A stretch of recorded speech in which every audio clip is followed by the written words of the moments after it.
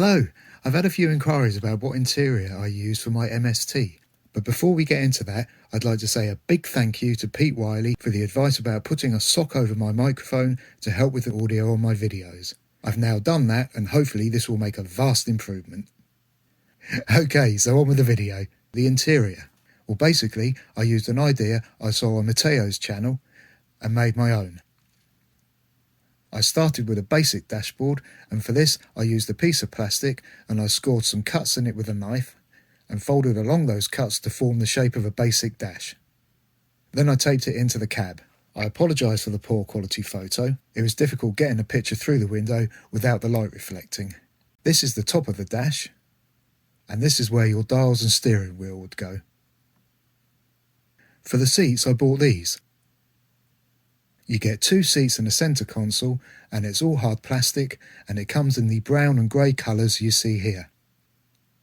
I painted the console with Tamiya flat black acrylic paint and highlighted the handbrake and a few of the buttons and knobs with Tamiya silver acrylic paint.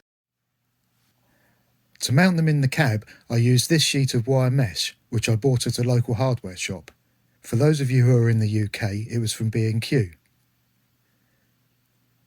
Before I cut it, I made a template into the correct shape with cardboard from a cereal box. I placed this on the wire mesh and I used the black marker pen to draw around it, but I couldn't see the lines very well, so I then used gaffer tape because it was easier to see the lines and cut along it. Once I cut it out, I bent the sides down and covered all the sharp edges with more gaffer tape to stop them scratching the paint inside the cab. Then I positioned the centre console and hot glued it in place from underneath. For the driver, I used Grayson, a 7-inch action figure I bought on eBay.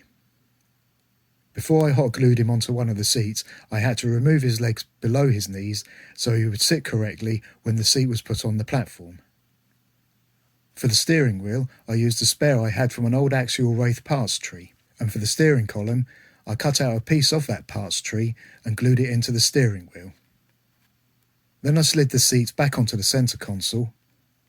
And for those of you who are wondering, Grayson is on the right hand side because he will be doing his driving here in the UK.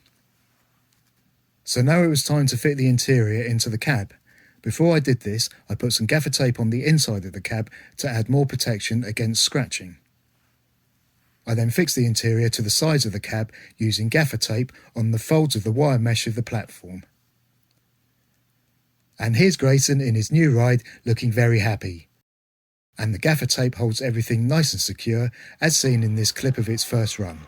A link to this video, along with links to the seats and the metal mesh I used, are in the description box below. I hope you find this video helpful. Thank you for watching, and I'll see you soon.